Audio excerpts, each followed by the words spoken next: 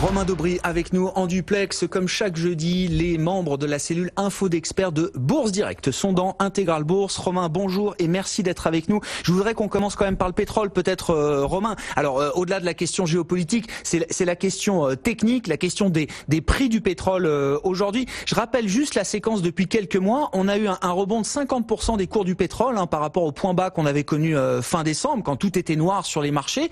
Le pétrole a rebondi de 40-50% jusqu'à fin avril. Et puis depuis le début du mois de mai, c'était quand même la grande dégringolade à nouveau. On a dû perdre à un moment plus de 20%, je crois, sur les cours du pétrole qui réagissent aujourd'hui aux tensions politiques, géopolitiques. Qu'est-ce qu'on peut dire du niveau des cours du pétrole aujourd'hui, Romain ? Bonjour Grégoire, bonjour à tous. On est toujours dans une tendance baissière sur le pétrole, évidemment, malgré le petit rebond qu'on connaît depuis 24 heures. Mais voilà, il y a pas énormément d'éléments. Enfin, il y avait une prise de bénéfices et une diminution de la position ouverte depuis plusieurs semaines sur le pétrole. Ça s'est confirmé donc à l'échéance, enfin vendredi dernier, au cours de la publication des positions ouvertes une fois encore. Là, il y a une petite réaction. Pour l'instant, on est dans un trading range en fait sur le pétrole brut Brent, situé entre 59,50 et 63,50. Donc on est dans ces bornes-là, il n'y a pas de signe de reprise haussière. Et globalement, on était situé dans un trading range qui est un peu plus large, qui se situe entre 51 et 67 dollars. Voilà, il y a donc une tendance baissière globalement et une petite reprise à court terme. Pour l'instant, c'est très difficile de prendre des positions plus spéculatives ou plus fortes sur l'actif tant que voilà il y a ce type d'éléments qui viennent polluer la vie normale du pétrole dans l'immédiat. Bon, le pétrole effectivement, alors qui est sous surveillance aujourd'hui pour des questions géopolitiques. Je le rappelle, après ces nouvelles attaques contre des navires qui naviguaient en mer d'Oman, donc regain de tension géopolitique dans la région, des incidents qui ont déjà eu lieu il y a quelques semaines à peine. Donc le marché y est très attentif aujourd'hui. On voit une hausse de 3,5% des cours du pétrole avec un Brent qui revient autour des 62 dollars et le brut léger américain à près de 53 dollars. C'était la petite parenthèse pétrole, mais évidemment c'est quand même l'actif du jour à surveiller, Romain. Pour le reste du marché, qu'est-ce qu'on peut dire? Le CAC, 5380 points, on a l'impression qu'il ne se passe plus grand-chose désormais. Ouais, ça se confirme. Techniquement, il y a des éléments qui orientent le scénario majoritairement vers une évolution en trading range sur les indices majeurs mondiaux. Ça se confirme par des éléments de blocage à la hausse. Déjà le mouvement de hausse qu'on a connu au début de l'année, qui fait qu'il y a une bonne partie du bénéfice qui a eu lieu. Il y a des prises de bénéfices. Les géants le disent globalement. Chaque hausse est mise à profit pour prendre un peu de bénéfices et être un peu prudent. Il y a le calendrier aussi, puisqu'on attend la réunion de la Fed avec impatience le 19 juin. Les résultats trimestriels qui reprendront au mois de juillet, et puis le G20. Donc tout ça fait que pour l'instant, c'est difficile de prendre beaucoup plus d'avance. Le marché en a déjà pris un peu dans les séances précédentes. Et puis ça se traduit très nettement dans la position ouverte sur les marchés dérivés, sur le futur CAC 40, où je vous disais au cours des semaines précédentes qu'on avait une position ouverte très importante à près de 500 000 contrats, 495 000 au top. Et puis là, on est redescendu à 450 000, 58 000 environ, ce qui veut dire qu'il y a une grosse diminution de la position ouverte au cours de la baisse. Donc, fait marquant surtout dans la journée d'hier, alors qu'on a baissé de 33 points uniquement, on a vu la position ouverte diminuer de 30 000 contrats. Alors, il y en a quelques-uns qui ont été roulés sur le mois suivant, mais il y en a beaucoup qui ont été fermés. Donc, une position ouverte sur le futur, clairement, qui diminue dans un mouvement baissier, ça signifie une diminution de la pression baissière. Donc, ce sont les vendeurs qui ont débouclé des positions, qui ont profité de la baisse pour déboucler des positions, mais on n'a pas de soutien à la hausse. Il n'y a pas eu de nouveaux acheteurs, de nouveaux entrants dans le marché. Donc ça sous-tend le scénario d'un trading range. Et en bas, en revanche, on a les éléments de soutien qu'on a évoqués plusieurs fois déjà, mais les banques centrales, Trump probablement, quelques retardataires dans le marché qui n'ont pas pu rentrer, et on le voit, les replis sont payés assez rapidement. Il y a du cash dans les portefeuilles encore pour certains. Et puis il y a un consensus qui est très prudent aussi, qui laisse à penser que il y a encore un potentiel de hausse léger. Donc plutôt trading range avec un biais haussier. Ce qu'on peut noter sur le marché, ce qui est intéressant, c'est qu'il y a peut-être une petite rotation sectorielle qui est en train de se mettre en place.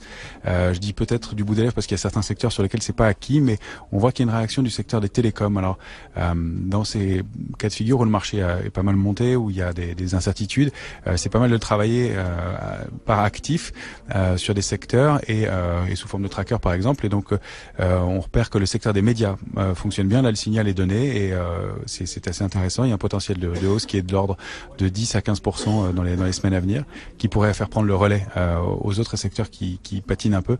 Je pense au luxe notamment, pour lequel peut-être on a vu le meilleur. Et en revanche, il y a le secteur de la santé aussi qui confirme et qui donne un signal haussier. Et puis il y a un secteur qui est peut-être en train de donner un signal alors qu'il bouge plus depuis 2015, qu'il est même baissier depuis 2015, c'est le secteur des télécoms. Peut-être enfin, il est le tracker et l'indice du secteur des télécoms est peut-être en train de sortir d'une figure baissière, un biseau baissier, donc une figure haussière pardon, et un biseau baissier, et peut-être en train de donner un signal qui permettrait d'avoir une dizaine à une quinzaine de pourcents de hausse aussi. Donc peut-être de ce côté-là, on aurait un peu de relais et des éléments intéressants pour justement aller prendre les quelques pourcents de hausse qui restent. Pour l'instant, sur les grands indices majeurs, on se situe dans un trading range assez large de 3,5 à 5% selon les indices. Ça laisse un potentiel. Et on est à peu près en plein milieu sur tous les indices. Donc ça, c'est intéressant parce que les configurations sont assez similaires. On voit bien l'indécision, mais avec pas beaucoup de risques en bas et pas beaucoup de profit en haut. Mais voilà, pour le CAC, les bornes précises, c'est 5320 en bas. Ça, c'est vraiment le niveau d'alerte. Enfin, le niveau support majeur. L'alerte, elle est un peu plus bas, 5270 points. En haut, on a 5320 support majeur à surveiller, et au-dessus 5497. Ce serait vraiment la grosse borne, la résistance majeure. Je pense que on aura même du mal à aller la chercher dans l'immédiat. Il faudrait trouver des relais. Et pour le petit trading range dans lequel on se trouve en ce moment, il a été fait, je le souligne parce que c'est vraiment au demi-point près dans la journée. 5347,5 en bas, 5387,5 en haut. Ce sont les extrêmes de la séance du jour, au demi-point près. Donc vraiment, le marché est hyper technique.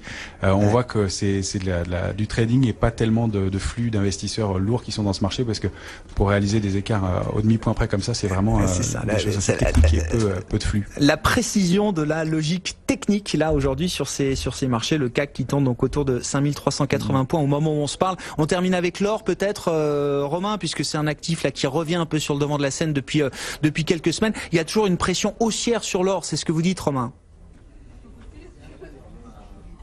Ouais, toujours. On a connu une accélération aussi intéressante la semaine dernière. La grosse résistance, c'est 1359 $ l'once. Là, ce serait une figure de long terme qui se mettrait en place et qui donnerait des cibles intéressantes jusqu'à 1670 $ l'once.